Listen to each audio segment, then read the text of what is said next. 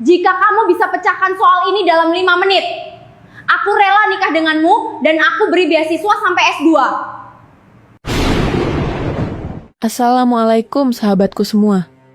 Bayangkan, seorang dosen muda yang dikenal sombong, galak, dan haus validasi. Berdiri di depan kelas dengan tatapan tajam yang membuat seluruh ruangan membeku. Ia menunjuk seorang mahasiswa miskin pendiam dan memberikan soal fisika kuantum yang bahkan belum ia ajarkan. Dengan nada meremehkan, ia mengucapkan janji konyol yang menggetarkan seluruh ruangan.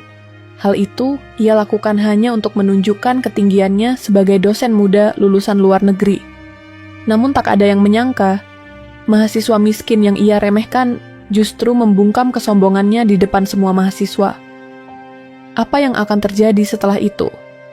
Apakah janji dosen sombong itu akan ditepati? Simak kisahnya sampai akhir. Namun sebelum lanjut ke ceritanya, tulis di kolom komentar, dari kota mana kalian menonton cerita ini? Bagi yang baru bergabung, jangan lupa untuk like dan subscribe channel ini agar tidak ketinggalan video terbaru dari kami. Saya doakan, semoga segala urusan kalian dimudahkan, rezekinya dilapangkan, selalu diberi kesehatan, dan dikabulkan segala hajat dunia akhirat oleh Allah Subhanahu Ta'ala. Amin ya Rabbal Alamin. Sekarang, mari kita mulai ceritanya. Langit pagi di kampus FMIPA masih dibungkus embun saat langkah seorang wanita bersepatu hak tinggi memasuki gerbang. Suaranya terdengar jelas memantul di koridor panjang. Mahasiswa yang berpapasan otomatis menepi. Sebagian menunduk, sebagian lagi saling berbisik pelan. Nama itu sudah beredar bahkan sebelum ia mengajar hari pertama. Sinta, dosen baru berusia 30 tahun, lulusan universitas luar negeri, dan terkenal dengan satu hal yang membuat banyak mahasiswa tidak nyaman. Sikapnya galak dan haus pengakuan. Ia berjalan mantap menuju ruang dosen, mengangkat dagu sedikit lebih tinggi dari yang diperlukan. Seakan setiap sudut kampus diwajibkan mengakui kehebatannya.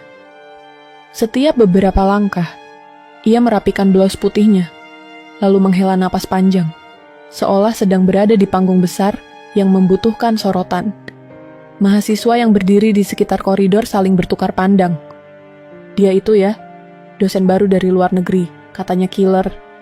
Katanya suka meremehkan mahasiswa. Bisik-bisik itu terdengar jelas, tapi Sinta tidak memedulikannya. Ia bahkan tersenyum tipis, senyum yang terasa seperti garis tipis kesombongan. Di sisi lain gedung FMIPA, seorang pria berusia 29 tahun sedang menata buku-buku bekas yang ia beli dari toko loak. Namanya Galang. Tubuhnya kurus, pakaiannya sederhana, dan sikapnya selalu menunduk seakan takut melukai pandangan siapapun. Ia adalah mahasiswa pendiam yang jarang bicara, tetapi selalu datang paling pagi ke kampus. Buku-buku itu ia pegang dengan hati-hati, sebab untuk membelinya ia harus menghemat makan beberapa hari.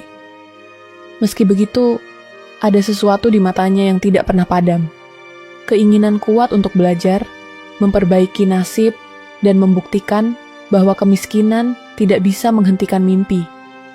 Ketika ia melangkah memasuki gedung kuliah, suara sepatu Sinta terdengar dari ujung lorong. Galang menepi cepat, menundukkan kepala, sampai wajahnya hampir menyentuh dadanya.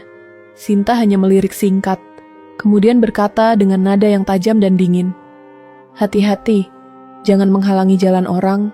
Galang mengangguk gugup. "Maaf Bu," suara itu hampir tidak terdengar. Sinta melanjutkan langkah tanpa menoleh lagi. Mahasiswa lain memperhatikan kejadian itu. Sebagian merasa kasihan pada Galang. Sebagian lagi sudah dapat menebak bahwa situasi semacam ini mungkin akan sering terjadi. Beberapa menit kemudian, kelas fisika kuantum akan dimulai. Ruangannya luas, dengan papan tulis hitam besar yang penuh coretan dari kelas sebelumnya. Mahasiswa masuk satu persatu. Suasana tegang mulai terasa bahkan sebelum dosennya datang. Galang duduk di bangku, paling pinggir seperti biasanya. Ia membenarkan kemejanya yang kusut, meski sadar itu tidak banyak membantu. Ia menarik napas panjang, memejamkan mata sesaat. Ia hanya ingin belajar tanpa membuat masalah. Namun hari itu, takdir sudah menunggu di depan pintu.